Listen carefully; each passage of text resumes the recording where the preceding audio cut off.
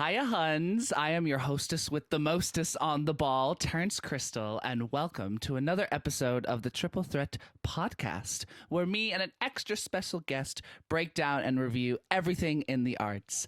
And joining me today is the amazing and fabulous Veronica Schweiger. Hi, Terence. How are you? Yeah, I'm really good. Thank you. I'm excited to be here. I'm really excited to be speaking about movies with you. I'm really excited as well. And fun fact about me and Veronica, we met in 2020 because we both did our masters together in musical theater in Mount View. That's right. Yeah. Yes. It's 2023 now. We graduated 2021. It's so it's been 2 years. Yeah, let's say 3. Sounds a bit better. That's we've fair. known each other for 3 years already. Yeah. And when we were doing that, we were in Fun Home together. That's true. Yes. Yeah, that was amazing. Veronica played medium Allison and I played... Old Allison. Old Allison. Yes, the Allison. The Allison. Yes, I played medium Bruce. Plus, who else did you play? Oh, I played Roy as well. Was multi-rolling. Put that on your CV. Yes. Yeah. No, I think it actually is on my CV. Yeah. All my ones from Mount View are there. Amazing. No, that was good old times. Yeah, I love that production. Yeah, me That was too. so much fun. That was really good. Yeah, I miss it. And we're still, fun fact about that, I think every single person in that cast, almost every single person in that cast we're still friends with. 100%. Yeah. Yeah, definitely. And we still talk to. Yeah. Amazing. We should have a reunion. Yeah, honestly. Shout out to everyone who was in that production. Shout out to everyone in Fun Home. Shout out to Gay Home. If you know, you know. Well, alrighty, folks. If you're new to joining us, this is how the show works. I am going to give a non-spoiler review about a piece of art to my guest. It could be anything, a film, TV show, play, anything, and that my guest hasn't seen, and then vice versa. You're going to give me a non-spoiler review of something that I haven't seen. And yeah, as always, let's start off with my guest. Veronica, what did you bring in for us today? So I brought a movie. It has a French title. It's called, everybody who speaks French, I'm really sorry if I'm butchering this. Portrait d'une jeune fille en feu. Which, that was really good pronunciation. Thank you. Which translated means Portrait of a Lady on Fire. Yes. It is. Do I go straight in? Yeah, just go. Give me a synopsis of the film. Okay, well, so we're in France. We're in the 1700s. Okay. Somewhere in the beautiful countryside. And this woman, Eloise, who is played by Adele Haenel. Okay. Also, apologies if I pronounced that the wrong way. Eloise is living there. She's just coming from the convent, and she is supposed to be married or get married to this man. And as a procedure or as part of the wedding, a portrait is supposed to be painted, which is probably like a traditional thing. Yeah. And because she's refused to have that painting being painted of her, her parents did a very cheeky thing and brought in this painter, Marianne, who is played by Noémie Merlan.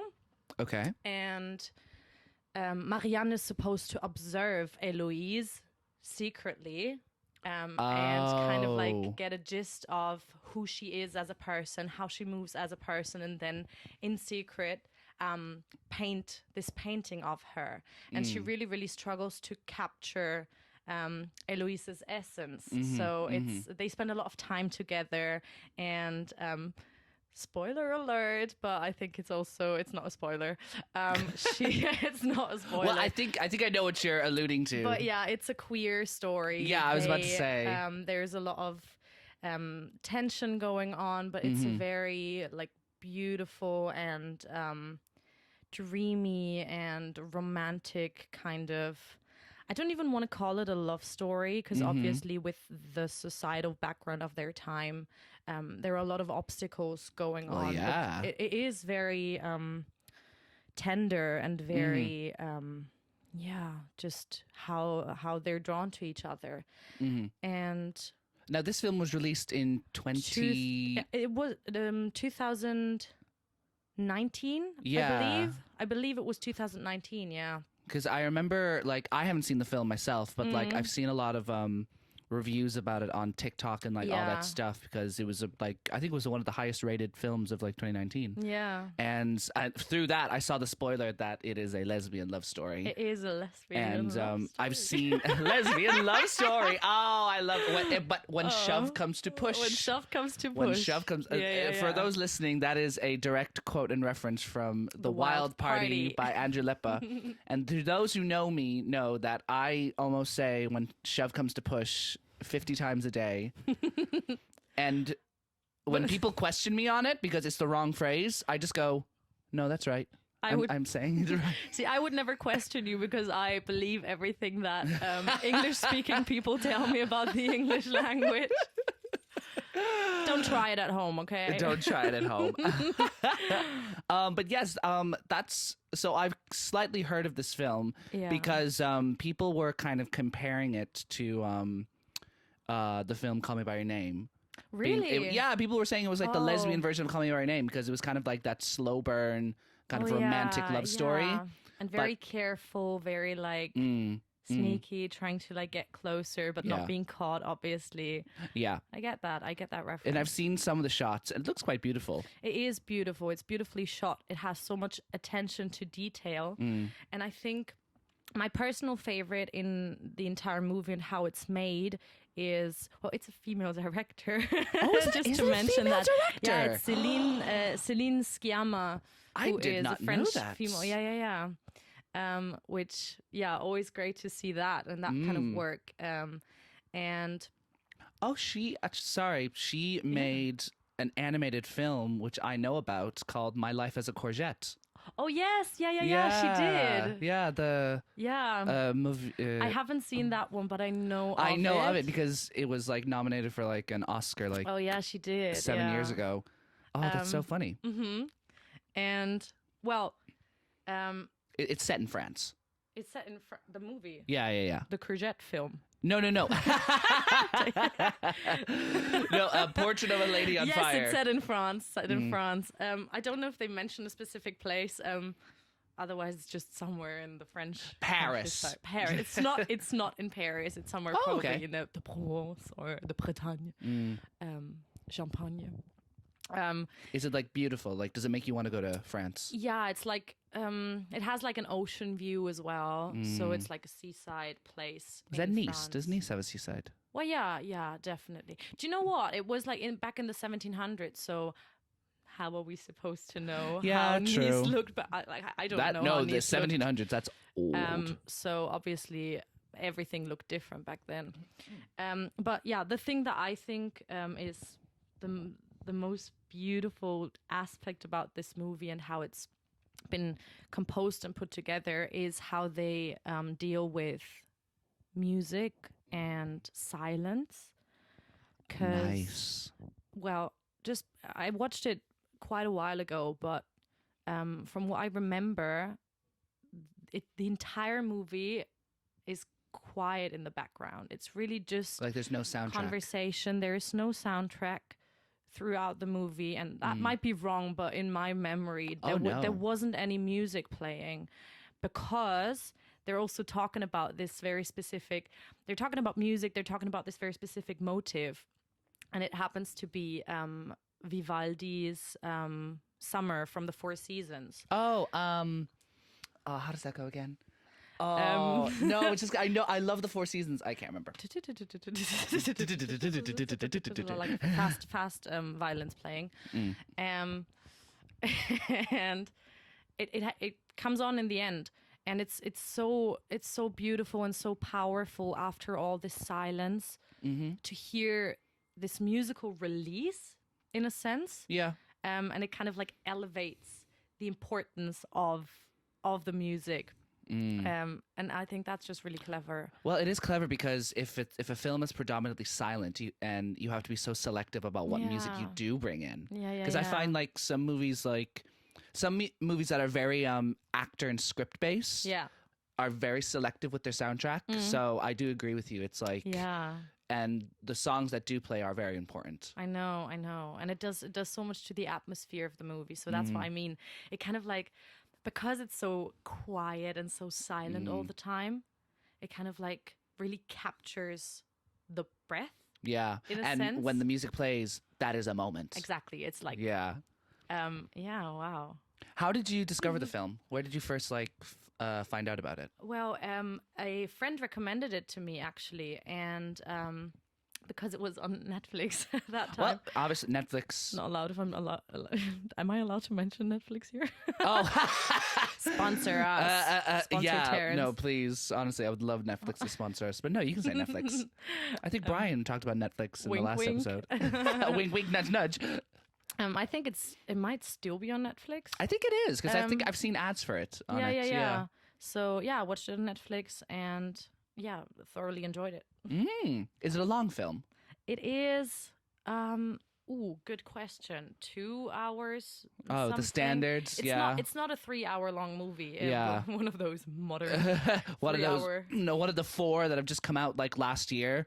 Like 4. I think know, 4 or 3 I films. Yeah. I know. Because I think I told you Tar was like 3 hours long. Oh, talking of, we're gonna speak about a movie that is like extra length as well in just a second. Oh, was that movie 3 hours long? I think it's quite long. Yeah, it is actually quite long. I had to watch it in. What was I about to say? It does look like because I did see the trailer for it, and from what I get, it's a very artistic movie.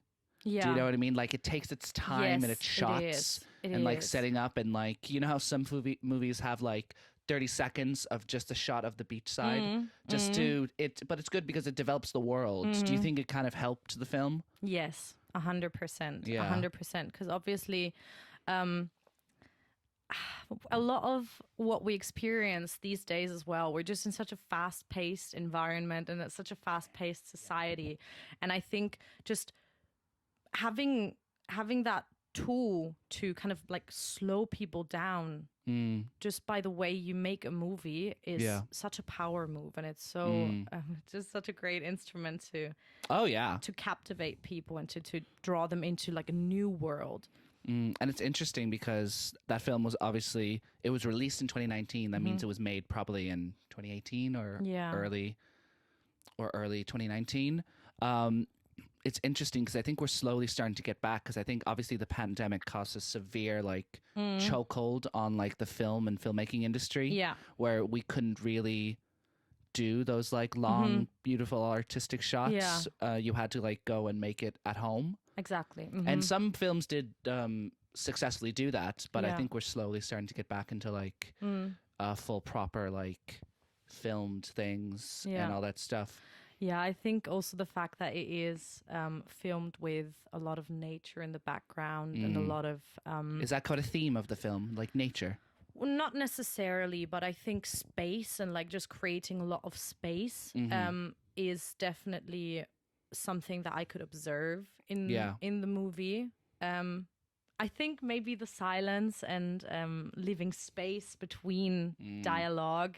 Maybe space is just one of the themes there. Well, I think it's so interesting because I find whenever I do watch a scene that is silent, I find myself more on edge. Exactly. Do you know what I mean? Exactly. Like you could listen to like a full dialogue of a very heated discussion and like it's like mad, but the moment they're both silent, that's the moment you're just like, you're leaning forward like, shit, what are they going to do? Who's going to say what? And that's when you have to go quiet as well. Yeah, it's not one of those movies that I would recommend watching when like you're having a group of friends over and you're having like pre-drinks at the same time. No, you definitely like need to take the time, need to slow down, take a breath and focus and listen to the movie. Listen to the silence. I would love to see it in the cinema. Yeah, I know. I feel like that like kind of atmospheric like just like audio all around, and just to see it on the big screen would be amazing. Yeah, I can definitely, especially like obviously there is something interesting to like having a massive crowd of people all sitting in silence and in such like tension to figure out and like And imagine you've watched the film, so you like if you're in a crowd of people who haven't watched it, you could just be like, how are people gonna turn around? See what because I find I do that like with a lot of stuff that I'm showing people for the first time. Like if I'm watching with them, I'm watching the film. I've already seen it, so I know what's gonna happen. Yeah. I find myself like turning to the You're side like, and "Ooh." like I did that recently when me, Annie, Rian, and Kira we all saw The Whale in the cinema, and I'd already seen it, and there are some scenes in The Whale that are a bit like shocking, and I remember I was like kind of just gently turning my head to the side to see how they would react because I love seeing people's reactions to things. But because yeah, I'm always doing that. You probably know. I'm like watching you yeah. like yeah, you know me right now. I'm like, I need to give a reaction now, a big facial expression, so that Terence knows that I know. I'm enjoying it. Me just are you enjoying it? Are you having fun? I'm having so much fun. My people pleasing skills. Yeah. I'm having so much fun. But what the script when there actually is dialogue? Is it a good script? Yes, from what I can remember. I haven't taken any notes about that because I watched it, as I said, quite a while ago. But yes, definitely. I mean, I watched it in French, and there are a few parts in Italian as well in the script. So I obviously just the subtitles. Only just read the subtitles. Yeah. Which I think is the best because I don't like when there's like an English dub or like or even like if there's like a German dub over it because I don't like it when the lips don't match the audio. No. And obviously it does so much to the way people express themselves to listen to them speak in their own language. So, and French is such a beautiful, such a romantic language. So that definitely like feeds into the atmosphere of the movie.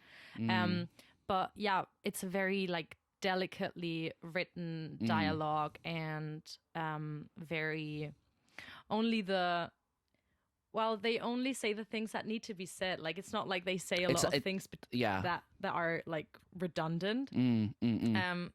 So yeah, I think it's beautifully crafted. Isn't there a play that's coming out soon called Lemons, Lemons, Lemons, Lemons? I think it's already on. Yeah, and the premise of that is that you only have like a certain amount of words during the day, and once they're used up, they're used up. Yeah. So I can imagine the way you're describing it, it's like they use the words necessary to convey what they mean. Yeah, say less. Which say is less, oh my god, like more. No, it's so like hard to watch when a script like over explains something, if you know what I mean. Yeah. Where you can literally just say what you mean in like 3 words. Exactly. Like I kind of switch off when that happens because I'm just like, well, you've just explained what you're gonna leave the house in a 5-worded in like a 5-sentence paragraph. I know. You could have just said that in 4 words. Yeah. And it's something that we do in real life as well. I guess we just repeat ourselves to make a point. But I think especially with scripts, film it's artificial somehow. It is art, and it can take the right to elevate. Like it has the right to elevate the dialogue. It has the right to just lift the conversation to a heightened level. So people don't need to, people don't need to repeat themselves, and that's the beautiful thing about. And I find it interesting because do you know Taika Waititi? He did Jojo Rabbit. Yeah. He famously said that he like wrote a script that was like 200 pages long or 300 pages long. Oh. But then he put it away and then came back to it like 7 or 8 years later. 7 or 8 years later. later. He just left it alone. Wow. And he grabbed the script and he like was looking through it and he was like, okay, I don't need this part. I don't need this part. I don't need this part. I don't need this part. View. Yeah, a fresh view. But it also shows that like I think you like understand it because like when you're writing something new, you like put everything there, and then when you actually leave it for a week and you go back to it, you're just like, oh wait, I actually don't need this bit. Yeah. I can throw it because I'm writing too much. Yeah, 100%. Yeah, I'm over-explaining myself. Over-explaining yourself. Exactly. Yeah. But I think.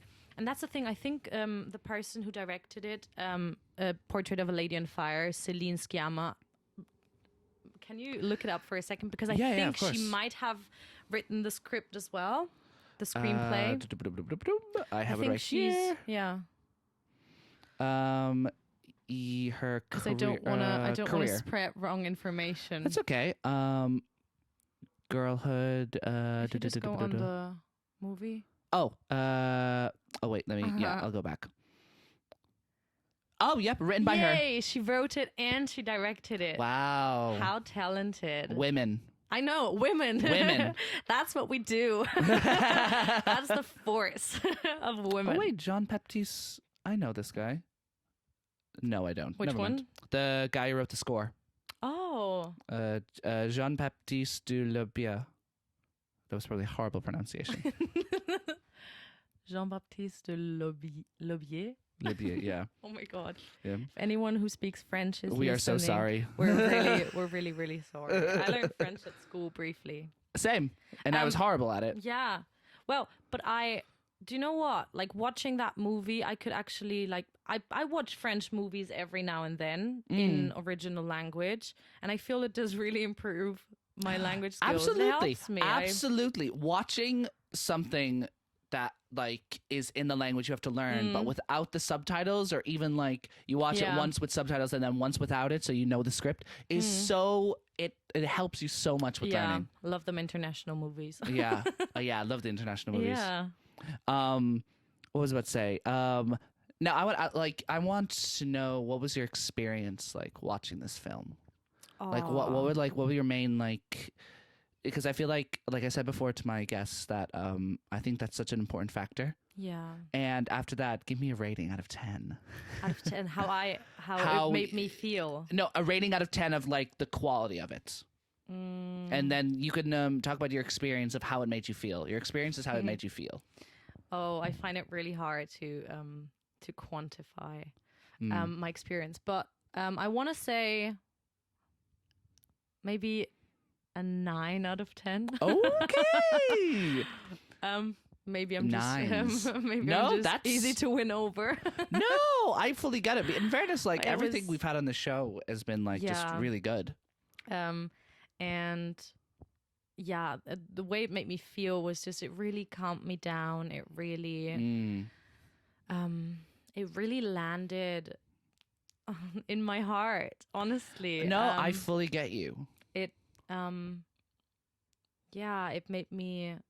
made me just think again. It's such an urgent and relevant piece of storytelling, talking about queer stories that happened like sometime back in Yeah, and especially like in that time, 1700s. 1700s, it was just non-existent. I know, and obviously having a narrative today and watching this makes me feel some sort of way. But then again, thinking back and how people must have felt in their own skins to be queer and not be able to express that and not have the vocabulary to express it, and not know what it not having the vocabulary. That's probably I know, it's so it's definitely not just joyful and happy, but so it's like a kind of a sadness, because melancholic.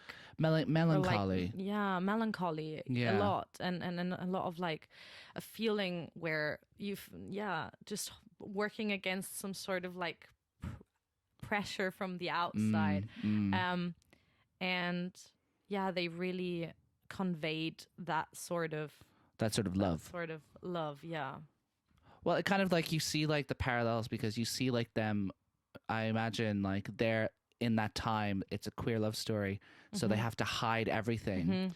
And even in today's society, that still kind of happens. Yeah. So it's kind of interesting to see that we're still dealing with the problems of the 1700s in 2023. And asking ourselves, and finding that relevance in our life today. Yeah, so I want to describe the feeling as just like some sort of sadness, but still like a very content feeling. I fully get you. Yeah. Yeah. No, that was a really good description of it. Yeah. And you give it a 9 out of 10, which, you know, I'm gonna watch this after we record this episode. Should, yeah. I definitely should, because like my friend Cormac suggested it to me, and like it's always been on my radar because of the comparisons to Call Me by Your Name, and Call Me by Your Name is like one of my favorite films. Yeah. So I've always wanted to watch it, I just never did. So it's on Netflix, and Netflix have a habit of like removing good movies, but not telling you. Yeah, how dare they just like, yeah. So I'll probably look up and just be like, wait, where's it gone? But I also think it's on Amazon Prime as well. Is it? Yeah, I think so. Oh. Yeah. Okay. I pay for so many subscriptions. It's like, no, honestly. It's one of those things. If you subscription services listen today, just you need to merge into one. Yeah, merge into one. Collaborate with each other. Honestly. Give us what we deserve. We just want to watch movies, please. Because honestly, I think I pay for 1, 2, 3. I think I pay for 5 subscription services. Really? Disney Plus, Netflix, Amazon Prime, Now TV. Wow. Oh no, 4. Okay. 4. I pay 4. Intense. Yeah. Intense. Plus going to the movies every now and then. Yeah. Well, actually, me and Annie were talking about this yesterday. We were saying that the Odeon offers like ticket discounts for £15 a month. I know. And I'm so tempted because so here's a funny story. I went to see The Whale way back, like 3 weeks ago. And it said it was in the Corzon. Have you ever walked by Corzon Cinema? Corzon. It's like a bougie kind of cinema place. Might have walked past it, but I didn't. There's like one in Victoria and Soho and Aldgate. Yeah. I'll have a look out. I'll have a look out for that. But anyway, it's like a really like nice kind of bougie cinema, and they were showing a screening of The Whale, and I was just like, oh my God, I really want to see this film. I'll go. So I went there. And I came up and I was like, can I have one ticket for The Whale? And the woman, who was really nice, was just like, oh, I'm sorry, this is a membership-only screening. Oh. So I was just like, oh, you were like, how do I become a member? No, because I was like, I just took a 40-minute bus to get here, and now I have to go. And she was just like, I mean, it's £25 a month, and you get 5 free cinema tickets for a membership. And I was just like, can I become a member? And she was like, and she was actually really nice, because she was just like, yeah, you have 5 free tickets, you have discounts on this, and if you want to quit, you can just come back here and quit. And I was just like, you should have seen Terence's facial expression right now. It was so distorted, like, I'll see. But yeah, so I do have a membership now. Well, wait, we're not recording this video, but I have like, yeah. Oh. You get like a thing. You get like a card. And you have 5 free visits. five visits. And it's £25 a month. And I think I'm gonna. sounds like an ad. No, it's not an ad, but it's £5 a month. No, it's sorry, 25. No, sorry, it's £5 a month. Wrong information here. But no, I think I might quit that, and I might go. I actually might do the Odeon thing. Yeah, because I go to the cinema at least 4 times a month. Mm-hmm. And yeah, it's bang for my buck. Definitely. And you know Peck and Plex here famously is £5 tickets. I love it. It's amazing. $4.99. Yeah, $4.99. We love it. If you book now. Yeah, the only thing I don't like about Peck and Plex is that they have very small screens. Oh. Very small screen. But that's just me being picky. Yeah. But thank you so much, Veronica, for your really in-depth review. You're very welcome. That was Terence. really good. Yeah. Thanks for all your questions. You're doing a great job. Oh, thank you. And now I am going to talk about Taylor Swift's 2022 hit album, Midnights. Yay. Now, let me get my notes on my phone. Yes. So yeah, Taylor Swift released Midnights in 2022. I believe it was October. Yep, in October. And this is her 10th album. She's had 10 albums. Wow. Yeah, it's... She's been working hard. Yeah, but just before I get into it, are you a Taylor Swift fan? I wouldn't call myself a fan, but I've listened to some of her music. You're probably like the casual listener in the sense that like, because she has a lot of hit songs. Oh yeah, she does. So, yeah. So you probably know like "Shake It Off" and like. I do. Yeah. I do. I do know a few of her songs for sure. Yeah. I've been a big Taylor Swift fan since. I know. I think my first song that I ever listened was "You Belong with Me." Okay. That was the first song. No, that's a lie. It was Love Story. Oh. It was Love Story, like we were both young. Yeah, and then I was just hooked from the thing. I still haven't seen her live. I really, really want to. And I think she's going on a tour soon with this album. So I'm really excited. Amazing. Yeah, Midnights is her 10th album. And if people who are Taylor Swift fans know, her past 2 albums before that were very much back to her roots of like country music and like like Evermore and Folklore. They're very like folk, alternative, country kind of thing. She kind of really took a break during the pandemic of like pop music, which was Lover was her last kind of pop album in 2019, which is my favorite Taylor Swift album. And you probably know the song. Well, do you know the song Lover? Darling, you're my. Probably. Do you know what? This is how much of a Taylor Swift fan I am. I'm not sure. No, that's okay. But no, this is this is her 10th album, and it's a Midnights, and it's kind of based on like dreams she's had. Aww. Like every song is a different story. Is it kind of like fever dreams as well? Yeah. Oh my God. Yeah, like, and it was released in October, and it was a huge success. It's one of the biggest streamed albums of all time. Like, obviously Taylor Swift is just like a juggernaut of like whenever she releases an album, it's going to be a hit. Yeah. And I first listened to it. I remember I first listened to it. I didn't like it. Really? I didn't like it. I thought it was boring, generic pop music. Like, just like, I remember I first listened and I was just like, oh, this is really not good. And now you're recommending it to me. And now I'm recommending it to you because I listened to it a second and a third time, and I was just like, oh my God, this song, like, this is just a really good album.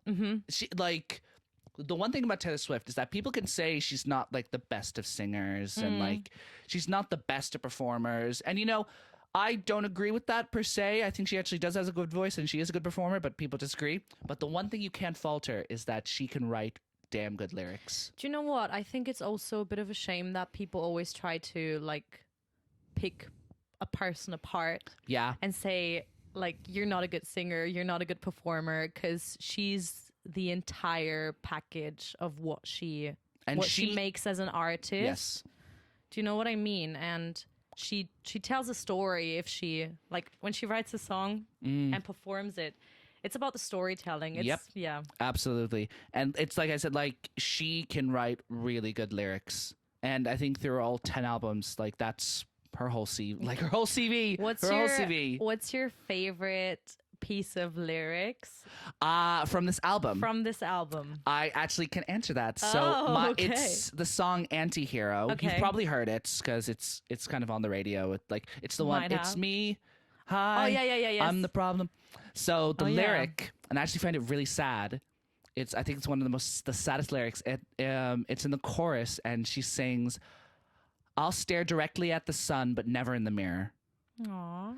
I don't know. That lyric just always gets me, and I'm just like, Jesus Christ, Taylor, this is just the chorus of like one of the first songs of the album. What are you doing to me, Taylor? Yeah, but that's my favorite lyric, and I just think, yeah, it's just, I'll stare directly at the sun, but never in the mirror. I think it's just such a heartfelt lyric because it's layered and like it's a good play on words, and it's like emotional, and it kind of deals with what Taylor's like dealt with in her life, with her like her body image issues. And yeah, no, Anti-Hero is like a really good, like, because usually famously with Taylor Swift, she doesn't really pick the best lead single to like promote the, do you know what I mean? She's like, this is my favorite. This I don't is my care what favorite. The audience's favorite but then may the fans be. are just like, but this time with Anti-Hero, people were like, oh my God, this is actually a really good song. Okay. And yeah, I think there's like 17 tracks. 17. Yeah, I think She's so. Been working hard. Speaking of women, powerful women. Oh, no, wait. No, there's 20. Oh. The one thing I will say, the one thing about being a Taylor Swift fan is that you will always get new content. Yeah. Like she never lets you down. She never lets you down, and she never lets you wait for too long. Yep, Rihanna, come on. Literally, I have a Rihanna poster in my room, and I'm still waiting on that album, gal. Yeah, no, she's literally like, she's released a new album every year since 2019. Wow. That's Oh, wait, maybe not 2022, because she released Lover in 2019, Folkmore in 2020, Evermore in 2021, and then no, then Midnights was 2022. That's what we're just talking about. Oh my right? God. No, not. No. And hilarious. You almost forgot. I almost forgot. But yeah, it's an incredible album, and it's also like you can like it is the kind, like you said before, like that you wouldn't play Portrait of a Lady on Fire for like pre-drinks and like all that stuff. I would play this album for pre-drinks because it has some songs that you can like chill and vibe to, and then like kind of like songs you can like get up and dance to and like kind of vibe, and like it's kind of like that all purpose kind of like thing. I got a question for you. Yes. Okay. I know. Wait, it's called Midnights. But would you say that if it was a time of the day, if the album was a time of the day, was it midnight, or would it be early morning hours? What time would the album be? Yeah. Oh, I think it's more of a midday. Is it a midday? Yeah, because I feel like it has some songs in it that are very seasonal. Like some songs feel like it's autumn or fall, then some feel like summer, and some feel like spring. Back to Vivaldi's Four Seasons. Yeah, literally, it's all connected. But no, and some songs like the opening song Lavender Haze, like it 100% feels like midnight. Like you're at midnight and it's like a chill kind of like, it's late into the party and the party keeps going, and like sorry, I just burped.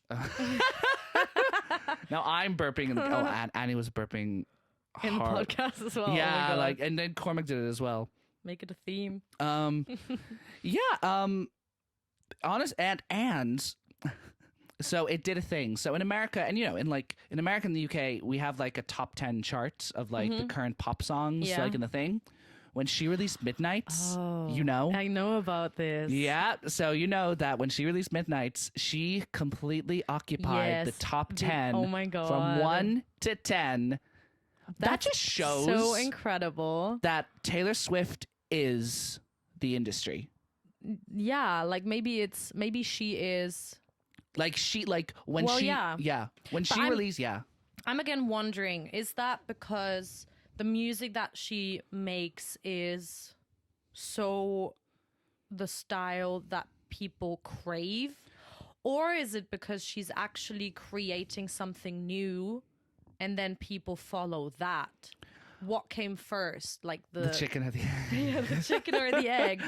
The need for that kind of music. I think that Taylor Swift, obviously, this is her 10th album, so she has built up a big fan base who love her material and her work. Yes. And so obviously she has that to help her be successful. But also, I think you're right. I think it's also a sense where like the new album Midnights, all of the fans loved it, and I think a lot of people who weren't fans gave it a listen because it was so popular, and people were just like, well, if this is so popular, I have to give it a listen, see what everyone's raving about. Yeah. And people fell in love with it. And then you also said how you didn't like it when you listened to it first. Why do you think that is? And like, why do you think you had to, what made it better when you listened to it over and over again? I think when I listened to it the first time, I think I was more listening to the actual like melody music and it what like I will say, I will fault it. A lot of the melodies and like the music of it is not that inspiring. It's like it's just kind of the generic kind of pop music formula. But I think the second time I listened to it, I really listened to the lyrics and I listened to just the production value and just to like Taylor Swift's actual singing. And I was just like, okay, wow, this is good. Okay. This is really good. Yeah. And there's So there's actually, I'll talk about my top 3 favorite songs from the album. Please do. And it's actually really funny because they go one after the other in like the album list, which is that I find really interesting. Oh. She was like, and this one is for Terence. This one is for me. These 3 are for Terence. Well, actually, it's not my top 3 favorite, but it's my favorite like part to listen to of the album. It's Anti-Hero, Snow on the Beach, and You're on Your Own, Kid. Like those 3 songs, just listening to them one after the other is like quite a nice like vibe. And Snow on the Beach features Miss Lana Del Rey. Ooh. But and this was made into a joke because even though it says featuring Lana Del Rey, like she just isn't in it. She's like a backing vocal. Oh wow. Yeah, I know. Oh, it's so bad, but you can kind of hear in some bits, but it's still a good song. But yeah. And then I think those 3 songs, but I think Anti-Hero, You're on Your Own, Kid, and then there is a song called Mastermind. Okay. Sounds like my jam. No, because the story of actually Mastermind is she's singing about how she falls in love with a guy, and the guy is just like, it's actually, we fell in love so naturally. It was so like, it happened just so like fluidly and just like out of nowhere. And Taylor Swift just like, no, actually, I planned everything. Wow. I planned where we would meet, like what we would do. Like, wow. You went to this party? Oh, I was just conveniently there and all that stuff. How do you think about Taylor after listening to that But she song? talks about it, and then she has a line. And she's like, joking. But she sings about it because she sings like, oh, she's already only like this because she cares. And there's one line that absolutely breaks my heart. And she sings, no one wanted to play with me as a little kid, so I'd end up scheming like a criminal ever since to make them love me and let it seem effortless. Wow. Yeah. That lands. Yeah. I remember I listened to that and I was just like, oh my God, oh Taylor, what are you saying? Yeah. You're like, are you okay, Taylor? Do you need anything? But you know what's great about Taylor is that obviously, famously, like people love to just rip into her about her dating life and like her exes and like her writing songs about her exes. Well, yeah. I love that she has fully just been like, yeah, I do. Right. That's me. And this is my song. This is what I do. And I'm successful. Yeah. She's not letting people's judgment take away a part of herself that Abso-fucking-lutely. Yeah, It's really like, yeah. Why would she? I draw my hat for that, for not changing because other people don't like what she does. Yeah. And this is a long album. She's like, I'm not going to give you that. This album is an hour and 10 songs. You said that. Yeah, an hour and 10 minutes. Ooh. Yeah, because usually albums are like 45 minutes, 45, 50. But, like there are some songs that are like, they're not the best, but you still just vibe to it. Like the song Bejeweled is like a little like, I don't care what people say, like I can say this and that because I'm sparkling and I'm shining. And it's like, because fun fact, Taylor Swift is the same age as Adele. What? Taylor Swift and Adele are the same age. No way. Yep. What? Yeah. Tell me how old they are. Adele. They're both the same age. No. I'm trying to remember because... You know their birthdays as well. I don't know their birthdays, actually, but I know that Adele is 32. Okay, well, that makes Taylor 32. 32. Yeah, 32. No, because I knew she wrote 30, Adele, and released it in 2020. Was that 2021? Yeah, that was 2021. Oh, so she might be 33 now. Wow. Yeah, so her and Taylor are 33. And so I love Taylor, but sometimes she I think she clings on to this idea of her being like this, kind of teenage kind of like. Yeah. Yeah. And very youthful. Very youthful, but a very like American high school teenager kind of vibe in her music sometimes. Well, I haven't listened to the new album Oh no, yet, but so like, I'm very but curious with their songs like in discover like that in there. 1989 and all Yeah. that stuff, she has that kind of youthful. Yeah. And like she does kind of like work into it, and it's a bit like, hun, you're like in your 30s, like. But you know, it works. Do you think that her fan base keeps her young? Oh Is yeah, that part of it? 'cause I think her fan base, like when she first started, was like people who are like 14, 15, and they've grown up with her and are now 26. Yeah. And do you feel young? Do you feel like a In fairness, young I high actually- school girl when you listen to Taylor Swift? you know what? I actually do. Maybe that's exactly what she's going for. Keeping everybody young. You know what? That is actually a really good point. Yeah. I think, yeah. It's like a time travel.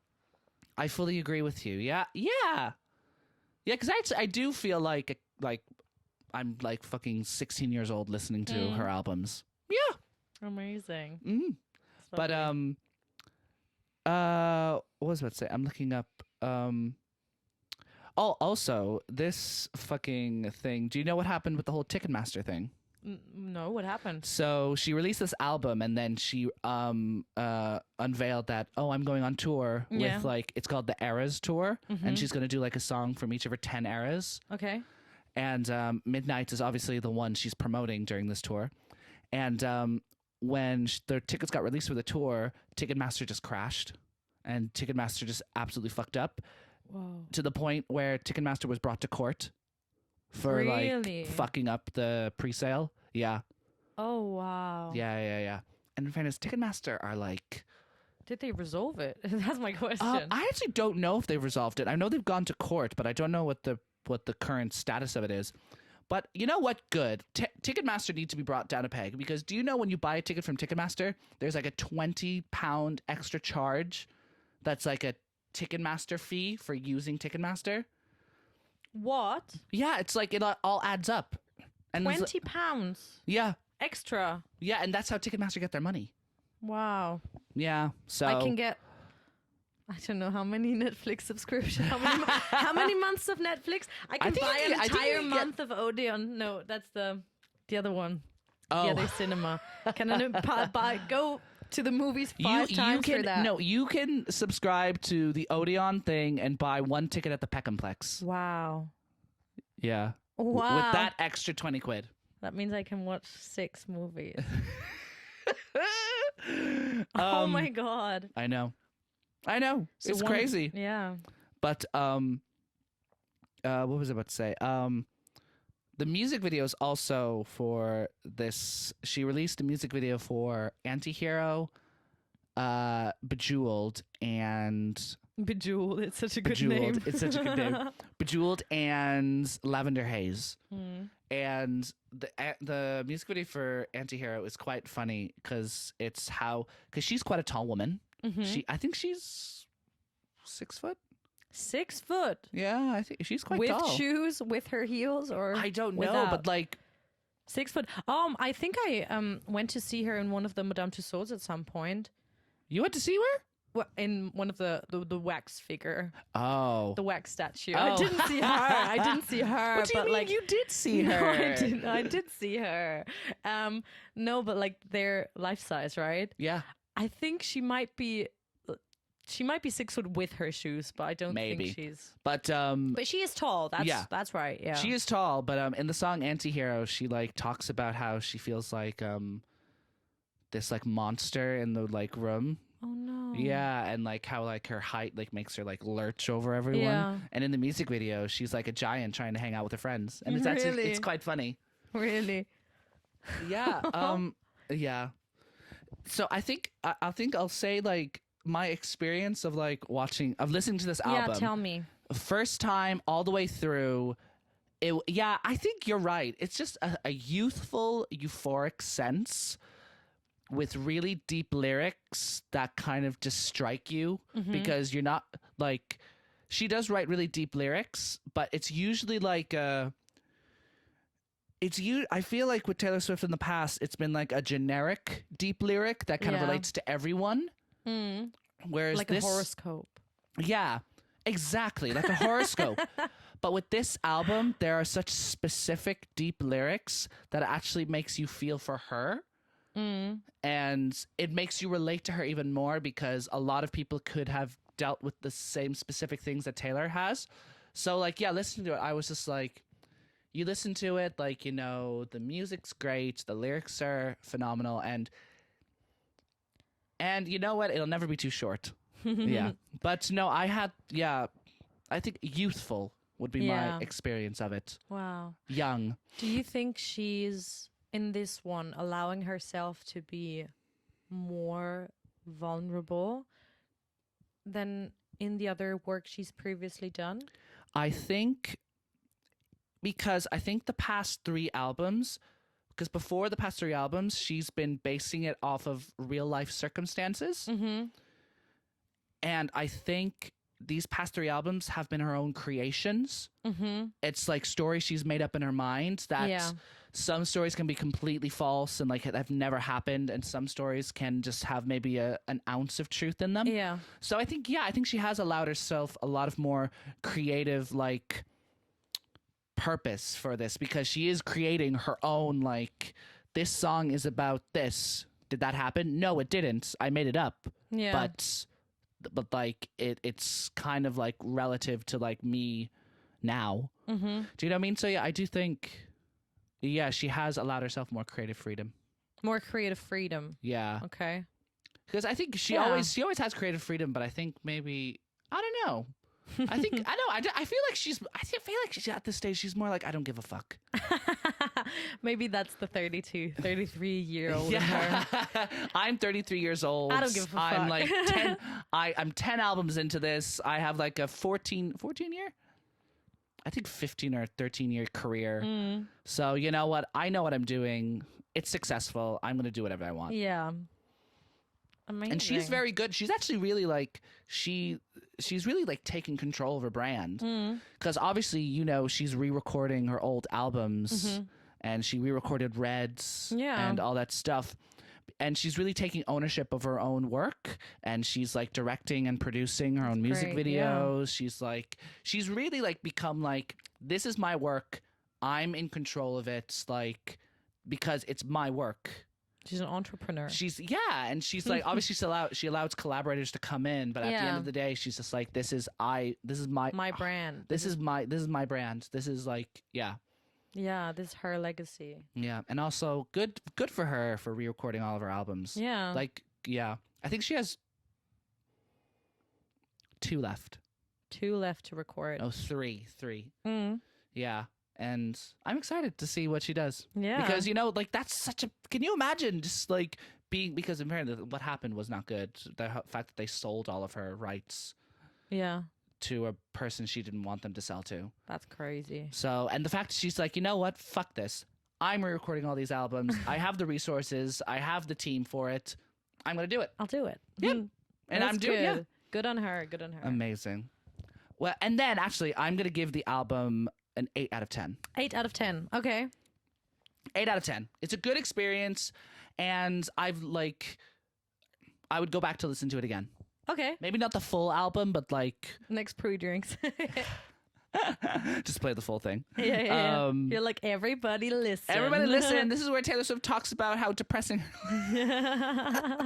No, yeah. 8 out of 10. Yeah. I really loved it. Okay. Yeah. Amazing. Alrighty. Now, I think it's time for us to move on to our big, fat, fucking spoiler review. Spoiler review. Spoiler review of the 2022 film, Netflix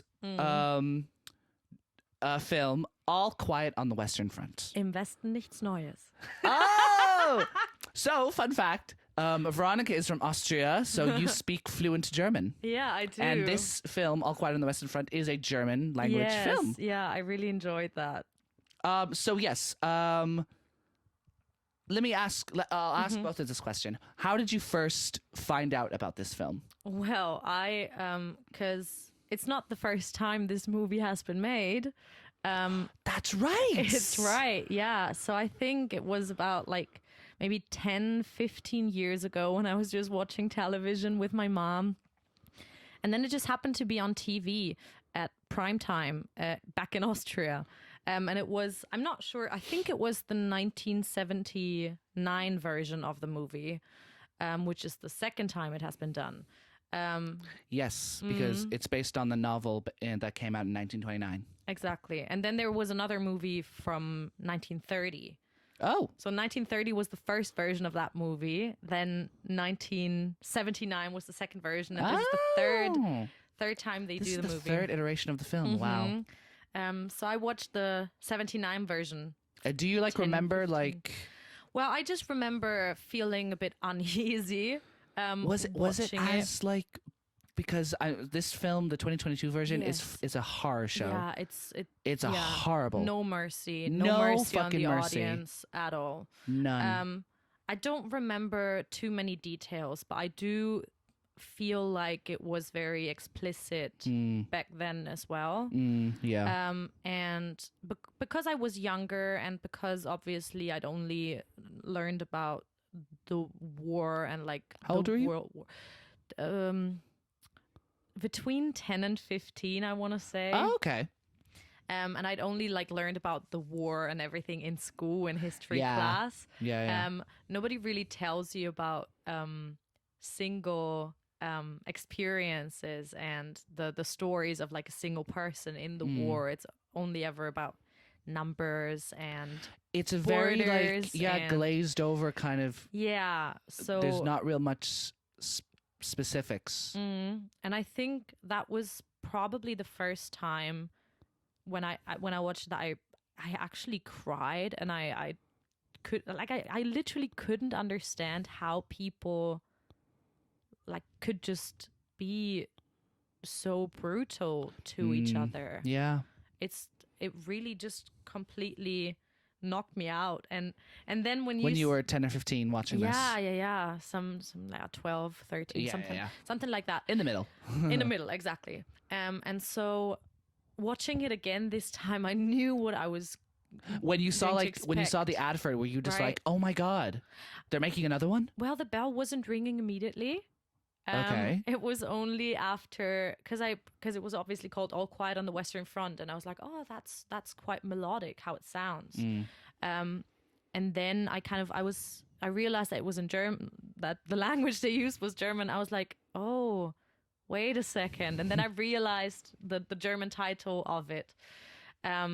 So yeah, that's when I... What's the German title of it again? Im Westen nichts Neues, which Okay. means nothing new on the West. Really? in the I was about West. to ask, is the Yeah. translation not It's almost accurate. Yeah. I think, it means nothing new in the West, which is also kind of nothing new in the West? how they... And it's not a spoiler because it's history anyway. Oh but- yeah, well we're spoiling it anyway, so. Yeah. And yeah, actually, you're right. It's not a spoiler room because it's history. Spoiler, it already happened. Yeah, it already happens. Read a book. Exactly. And it's about obviously France and Germany in the Second World War. 1916? 1914 to 1919. Yes. And And how it's they're... the end of the war. It's Well, yeah, then... it's said 1919 because it's because it's these four guys who are really stoked and hyped about. Yeah, I think that's in the middle of the war at some point. Oh, there is a time perspective. jump. There is a time. You're Yeah, right. yeah. It's about these four guys who are really hyped and really want to join the war, and you see these scenes of them walking around. Yeah. Where are they in Germany? Well, they're where today is between France and Germany. Yeah. Somewhere in that region. And they're really psyched. They really want to join the war. And I loved that they did that. Yes, because I think that's what they kind of that's what they communicated to the young people, driven people, that Yeah. going to the war was a heroic thing and was fighting for your land was if you don't go, you'll be shamed. yes, exactly. And people felt honored to be a soldier in the war, and that's what they taught those young men. It's horrible. And that's kind of the philosophy that they sent them into the war with. Yeah, that we'll come home war heroes. And there's a really good scene I love where they've been recruited and they're waiting in line to collect their uniform, and your man collects it, and he's just like, wait, there's someone tag on this isn't the right uniform. Yeah. And he's just like, oh, that's just a mistake, rips it off and puts it in the pile that's like, Yeah. and it's because it's like it's the uniform of a dead soldier that they're just rehashing to these new soldiers. Yeah. And it's just it kind of like makes it pretty evident how impersonal war politics is. And you know what? I love that this film didn't shy away from showing the horrors of war. Yeah. Because I love that about a war film. I hate when a war film is like, I think a good example of it is the new Top Gun Maverick movie. Yeah. Because I think it's very much like America war, like we're all like, we're all American heroes and all that stuff. And I'm just like, okay. But I love like this film, like 1917. Have you seen 1917? I haven't, no. Yeah, it's set in but it's from the English side. Yeah. Oh yeah, this is from the German side. It's from the German side, yeah. Which has there been a film about the First World War really that focuses on the German side? Apart from like this famous adaptation? I don't think I've really heard. Not that I'm aware. I know there is like quite a lot of material about the Second World War as well. Yeah, of course. But this film, what about the first one, this film was directed by Edward. How do you pronounce the last name? Berger. Berger. I didn't want to go Burger. Edward. Berger, and it's a Netflix film. It is. It's a Netflix original film, which is. He's a Swiss-German director. Oh, really? Yeah, or Swiss-German. Yeah, I think so. Yeah, he's a Swiss director screenwriter. Swiss, yeah. Yeah. And he just, while we're talking about it, he just won the BAFTAs for best film, best director, and best screenplay. Yeah. I saw that. They had quite a few nominations, didn't they? They did, yeah. And it's also nominated for a bunch of Academy Awards as well. But I would ask you about this question because we haven't. Well, so basically, the synopsis of the story is that these 4 young boys go into war, and it's just not at all what they expect, and what they have been told. What they have been told, much. exactly, like the horrors that they go through, and it's these 4 young boys, and each of them gets picked off, like in different ways, like remember the scene where they're like walking around and they find the room with all the dead soldiers, and God, yeah. they took off their masks too early. Oh, horrible. But each of them gets picked off because I watched this film. Obviously, I don't speak German, so I watched with subtitles. So you obviously speak German. Was there like a few? Because I imagine there are a few things that I would have missed from not understanding the language and just reading the subtitles. Watching this in your own language, was it kind of like you could hear like certain, like I imagine improv or like certain lines that don't directly translate? Well, I didn't watch it with English subtitles, so I don't really know how they translated it specifically. But what I can say about the use of language in that movie is that it was very simplistic. Really? Yes, and it was because there were a lot of scenes that didn't really use dialogue as well. Oh yeah, as in the other movie that absolutely we just spoke about, and a lot of them are orders. Like war orders. So it's very simplistic, but also when the soldiers and the characters talk to each other in dialogue, it's very simple, reduced language, often very like old phrases and ways of saying things. So I think they did a good job kind of doing that storytelling, that meta storytelling, by using language from that time. Yeah, because I imagine obviously the German of that time would be completely different from the German of now. Well, just in kind of like colloquialisms. Exactly. Yes, that's what I meant to. And yeah, those people, the things that they talk about obviously are like the scene. They speak with so much distance. Yeah. From their own life. Like they kind of like everything they say and the entire language that they use kind of like tries to distance and alienate everything that is happening.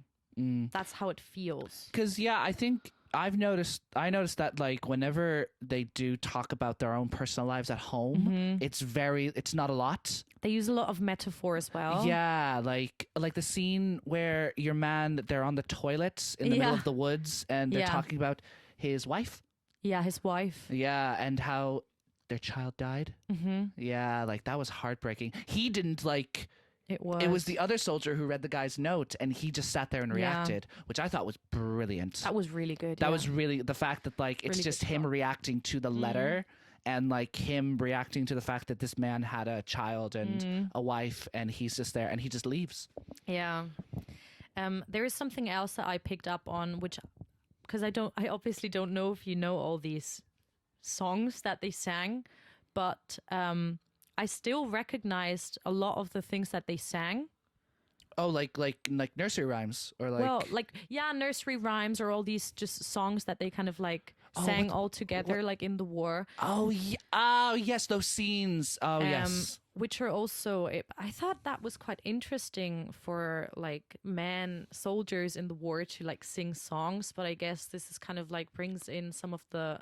well, if you're so low and you're so low on morale, you just do anything. How that kind of like brings them together and kind of like, and well, I reckon that part of how they were like trained to become soldiers was also kind of like that team spirit and those rituals and all of that. So it's just seeing that and seeing them sing those songs is also actually really frustrating. And I think the most frustrating thing, I think, is that when they've just watched all of their friends be murdered and cut up and shot, and yet they only get 10 seconds to like sit down. Like, remember the guy, he like he finds his friend's glasses and he just breaks down and cries, and the general's just like, stop it, go collect the tags. It's so, it's so robotic somehow. Yeah. And do you notice that at the final bits of the film, when you think he's just about to make it, the bells are just about to ring, and then he gets stabbed in the chest? I know. The guy didn't collect his tag. So he's lost. It's bad. It's really He's bad. like, his like name is gone, which is like, so in the film, like it's a common thing whenever the soldiers die, they have these tags that you break off and collect that they bring back, and they note down who's died and all that stuff. Also, that actor who plays the rich general, he's quite a famous German actor. Can you tell me the Daniel name? Brühl. Yeah, I was trying to. Do you know what? I was trying to figure out. It was interesting because when I listened to him. He has quite a good voice. I saw he was German. Now that I read he's Spanish German. Oh, I didn't know that. But I picked up on some sort of like accent when he was speaking, and I was wondering, and it now makes sense. I thought it was like more of an Austrian accent because of his vowel sound, but it makes sense now. He had a bit of very subtle, very subtle. Did you see Inglourious Bastards? Yes, I have. That's him. Yeah, I know. He's the one who falls in love with I know. Yeah. And I was saying this to a friend of mine, the disparity between like the generals being in the train, having the croissants and tea, and these men in the trenches covered in shit, piss, blood, and guts. That is holy fuck. One of the things I also wanted to bring into the episode was how you have to think about that, like the people that made the decisions were so far away from what actually happened. So far away. And I think this is probably one of the key things and the key learnings and the key relevance for today. Because, I mean, right now we're sitting here doing this episode, but there is war right now. And I guess it's just because it's far away and because we don't hear singular stories of people, that we as humans just have that capability of like pushing it to the distance. But I think that movie really focuses on what actually happens on the front. And you know what? It actually, even though like World War One is obviously a topic that is taught throughout all of the syllabuses of history, Never like this. never like this. I had no idea that when they did announce the like ceasefire and surrender, that some generals just point blank ignored it. Yeah. And they sent men to battle. I had no idea that happened. Well, because they announced how do you call it? The 11th of the 11th, the 11th hour of the 11th. Yeah, ceasefire. Ceasefire. Yeah, is that when you kind of like put the weapons down, right? I could be wrong in the terminology. I think a ceasefire is when you stop for a moment to talk. Yeah, and then you exactly. go back. Yeah, but I think a surrender, or not a surrender, or like just a point blank. We're done. Well, they'd signed for 11 o'clock, right? Yeah. To put all the weapons down at 11 o'clock. But because they have a bit of time, and because there were apparently, or in that movie, people that really, really wanted to like get whatever they could out of that situation, they fought until that very last second. And that is a decision that was just made by like someone high up, and everybody, like, people knew that the war was going to be over. So that again is one of those, well, it's quite interesting because really gory war situations. Because obviously, like in the historical fact, famously, like Germany were not going to win this war because they were being overpowered. And that's kind of because usually in these war films, you see like I'll say like 1917 is kind of an example of like you see like, oh, they're down and out of their luck, but then they have a huge surge of like new soldiers and new information, and they like win. It's quite interesting to see that like these generals being like, we're not going to win this war. We need to stop this. Like, and the negotiation scenes were so tense. Yeah, they were tense. They were, because these people, as I said, they're so far away from the front. Yeah. It's really unfair. And then obviously also in one of the later scenes towards the end, the soldiers, they know it's over. They don't want to fight. They want to go home. Oh my God. So, and that is a thing that I have been taught that from movies about the Second World War as well. And it happened to be the same thing in the First World War. The soldiers, even though they were the people that did all the killing on the front and facing the other soldiers from the other country, even though they did all this dirty work, in air quotations, they didn't want to. They had two options. They could either go and fight the enemy, quotation mark, and die in the war, or they could be killed by their own men. Yep.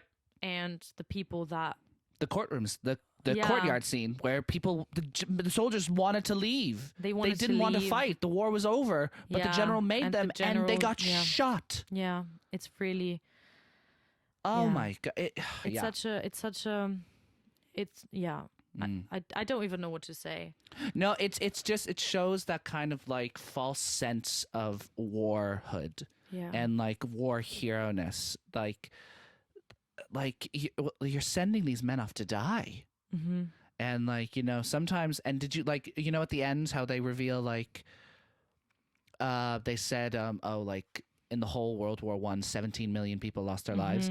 But remember the things they said before, the like people at the front, that's what I mean, they only moved a couple of meters. That's why it's called All Quiet on the Western Front, because obviously France and Germany were fighting over land. And after years and years of war and so many soldiers that had to give their lives, barely anything changed. Yep, they got a few meters. Nothing about the borders changed. It was just a game of chess. Yeah. God. It's it's horrible. And it's also interesting seeing, I thought the scenes where the two guys went and stole the geese from the farmers, that scene, I don't know, it kind of stuck with me because obviously the first time they do it and they run away and they're all happy and like the guy shoots them, but then the second time they go, he's like off pissing in the woods, and the kid Yeah. with the shotgun just comes in and like, oh. And also, can we give a shout out to the makeup people? Oh my God, yes. The makeup in this film. It was, extremely believable. And like the main guy, he's covered in this like yellow Dirt, dirt with like a blue hinge on it. Yeah. And it's almost like he's developed a new skin. Yeah. Cause like it's so good and like it's also so visceral because when he's crying, he's like drooling and spitting and like snotting. And I think like as an actor as well, going into material like that must be like you really have to prepare yourself mentally to go into and to depict the scenes that are in a movie like that. Well, yeah, I mean the scene where he's in the trench and it's halfway through the film, he's in the trench and the guy's over there and he like comes across and stabs him and shoves the mud into his mouth. And that's what I mean, like there are, even though there is so much war in that film, there are a few moments that really, really elevate the element of humanity. Like when, for example, like right in the end, or the scene that you were just talking about. For everyone who's listening, it's about when the protagonist, Paul, is facing a soldier from the French side. And in both of these scenes, there is an interaction where both of them know they have to fight. Yeah. Because they're enemies, technically. But there is a moment and there is eye contact and there is, this human connection and this understanding of both of us have to be here right now. We don't want to kill people. We want to. It's like that hesitation. It's like. It's a hesitation and it's a. And then they go. Yeah. Yeah, we're humans. We don't. Nobody would know if we would just pass each other and just don't kill each other. Yeah. So, and I think it's these tiny, tiny moments of humanity that really, really hit me deep. Yeah. Like the guy who asks the poster on a date. Yeah. There's one scene when they're walking around this like train station and there's a poster of a like Moulin Rouge girl. Yeah. And he's just like, "Oh, my lady, would you like to go out for a drink or something or a dance?" And it's a funny scene, but like in the grand scheme of things, it's so nice to see that scene of this guy. And it's also the context of it is very sad because he'll never be able to ask a real woman out because he dies. Yeah. But just the whole like interaction. Then he takes the poster with him, and then they use that poster in the fucking trench. Yeah, I know. It's so well. This moment also really, really explains or shows how these soldiers were trying to find tiny details, small things that will kind of like give them hope or oh my God, yes, hope. Yeah, there is. Yes, I think hope is a big theme of the movie as well. Hope is a big theme. Yeah. And I'm wondering whether it's just like the idea of hope that is being sold to the soldiers, or if the dream of hope, or if there's actually like, I think, the friendship that the soldiers have gives hope. Yeah. Yeah, there are a lot of tiny moments that kind of create that hope. And I also think that is what the movie needs. I see that. Thank you. That is definitely something that the movie needs. Yeah. Also, the film is beautiful. Like, no, the shots and like the cinematography and the direction, like, yes, like some of the scenes are like actually like really.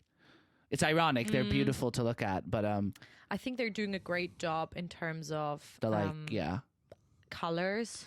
Yeah. How they work with colors. I completely agree. Mm-hmm. I also the soundtrack is also the sound, just the yeah, it's like very, very low basses. Yeah. Just and it's so simple. It's a very, very simple soundtrack, but it's really powerful. It's really threatening. And the fact that it's like that's that wah that comes out, it's throughout the whole entire film. Like they keep on using it, Yes. and every time we hear that, we're like on the edge. Like something's gonna happen. Oh, can we like this scene is quite disturbing, so warning. But you know the scene when they're at the infirmary and they're eating their food and the friend grabs the fork and Oh my God, yes. but then the other soldier's watching this, doesn't give a fuck, just takes his food.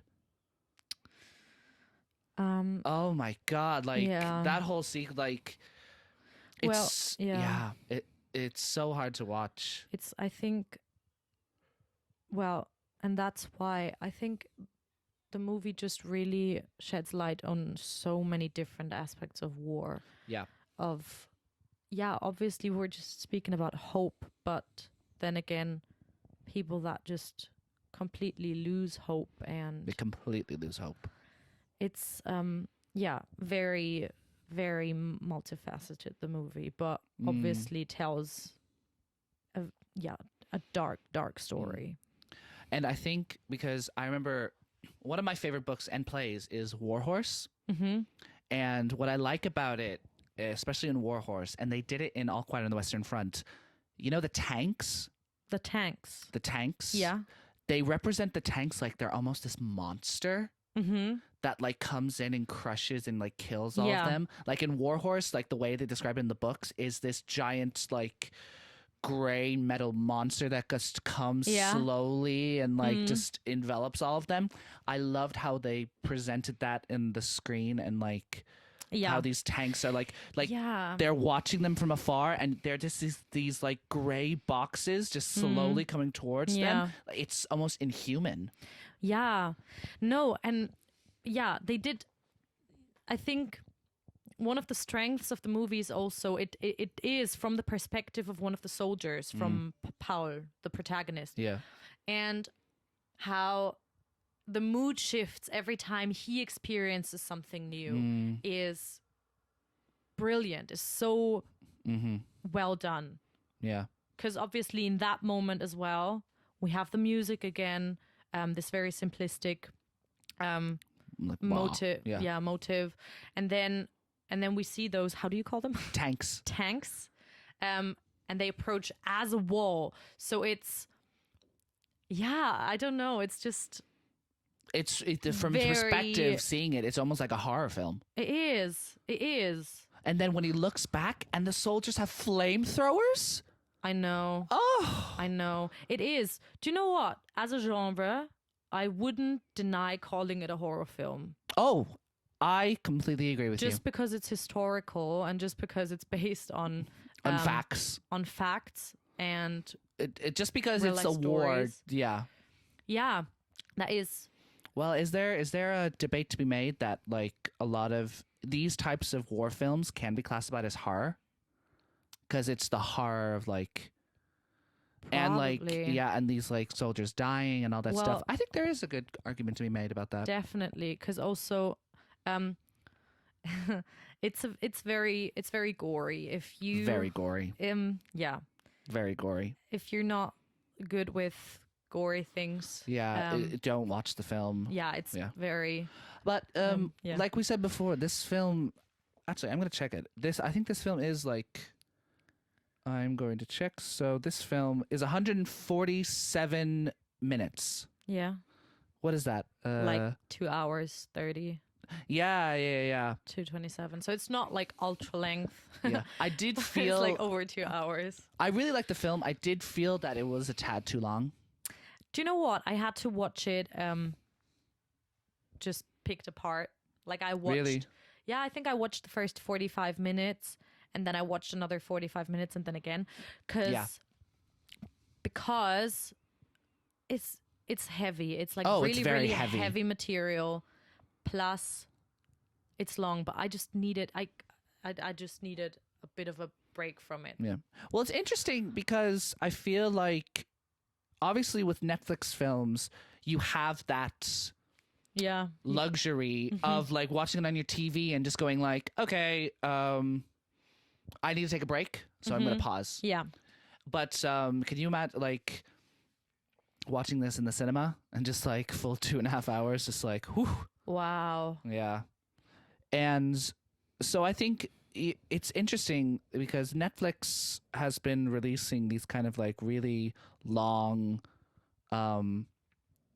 films for the past, like, couple of years. And I think this is, like, obviously, did you ever see The Irishman? I don't think I have, no. No, that movie's 3.5 hours. That's why I haven't. Yeah, yep.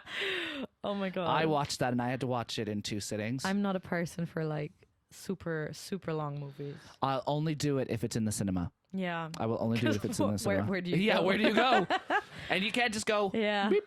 Yeah, I know. But I think that was the only downside of this film, I think, is that it was a tad too long. And I felt it. Yeah. Because, you know, a film can be too long, but you don't feel it at all. But I don't, like, at the same time, I don't think they kind of, like, overtold the story. I think they just took the time that they needed to tell the story. It needs to be that long to tell this story. But if you have the time, watch it in segments. Yeah, yeah. And what's interesting is that the plot, the actual plot, like the ABC plot, is really simple. It's just Paul trying to get home. Yeah. That's it. Yeah. That's the whole story. Yeah. And just everything in between. And oh yeah, you think, like I said before, you think he's so close, and then boom. And I thought it was actually quite beautiful in the way, like he had like the white not white. It was like it was like a gray, very kind of like pale, and his jacket was brown, and you see the one stab wound on his chest, just like pouring blood, and he's just. So he gets stabbed by his thing, and it's like literally as he gets stabbed, the 11th bell rings. So war is over. So he gets stabbed, and he just walks around the trenches in like quite a emotional scene where he's walking around just being like, I almost made it. And I liked the way he looked. I thought the way he looked was quite like pretty. Yeah, like sinister. Yeah. I also think in terms of meta storytelling, coming back to that, how none of these characters, like they're all so layered. However, we as an audience don't learn much about their personal lives. And that again, in terms of meta storytelling, kind of correlates with the idea of soldiers not having, they're only a name or a number. And that's how it used to be handled. I completely agree. And some of them carry photos of family with them. Oh yeah. But you don't know much about their lives, their ambitions, their dreams, And I think it's really interesting how at the very end, when your man walks around, and then it cuts to another boy who looks even younger than the main guy, and the general's just like, go collect the tags, and he's walking around and he sees the main guy Powell, and like he takes a moment, because I think he sees him because he's like, we're the same. They had a bit of an interaction before. Oh, did they? What was the interaction? Where Paul, the protagonist, who is then already in the war for a few years, has this interaction with the new soldier, the young soldier, where he kind of like tries to protect him. Oh, yes. Almost like saving his life. Oh my God, I forgot about that. Yeah, there is like one of those moments. So I think the young soldier has... they have a moment. He has a moment just being like, this guy was nice to me and now he's dead. Yes. Ugh. It's bitter. It's very bitter. So yeah, I would say our experience of that was like intense. It's intense, heartfelt, and like I think this is the type of film you can only watch once. Yes, maybe. I don't know, like, because I watched it just like 10-15 years ago already in another version. Well, do you think maybe in 10 to 15 years it'll be made again? I don't know. The way I have come to know the film industry, maybe. Probably. But I think it's but like this specific 2022. Yeah. I think for me, it's not. I wouldn't watch it for fun or for entertainment. Definitely not. No, definitely not. No, it's a film that is obviously, just tells a relevant story from a very, very relevant angle. Yeah. Yeah, and I But think Be prepared. Be prepared. For me, anyway, I think I would give this film like an 8.5 out of 10. Actually, no, a 9. I want to say, the numbers again. I would give it probably 7.5 to 8 out of 10. Maybe an 8 out of 10. Yeah. Yeah. That is so fair. Yeah. Yeah. Maybe because of the way it made me feel. Yeah. Because that's a big factor. Yeah.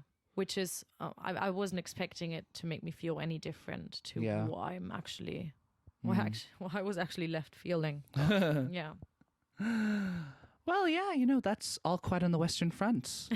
Yes, well, you know what? That's all we have, folks. Thank you so much for joining us and listening. I want to thank my extra special guest, Miss Veronica Schweiger. Oh, thank Veronica, you. is there anything you'd like to promote or plug while you're here? Well, I would just love to thank you at this point of time. Oh, thank you. For your efforts. Well done. Great job. And bring me back sometime. Yeah, of course. Oh, well, thank you so much for coming. I had a great time. And thank you all for listening. Let me do that again. I will be posting this episode on Spotify and on YouTube, so be sure you are subscribed and liking and commenting.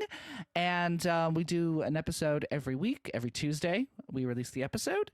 And make sure you're subscribed and listening. And thank you so much. And I shall see you on the next episode of the Triple Threat Podcast. Bye-bye. Bye.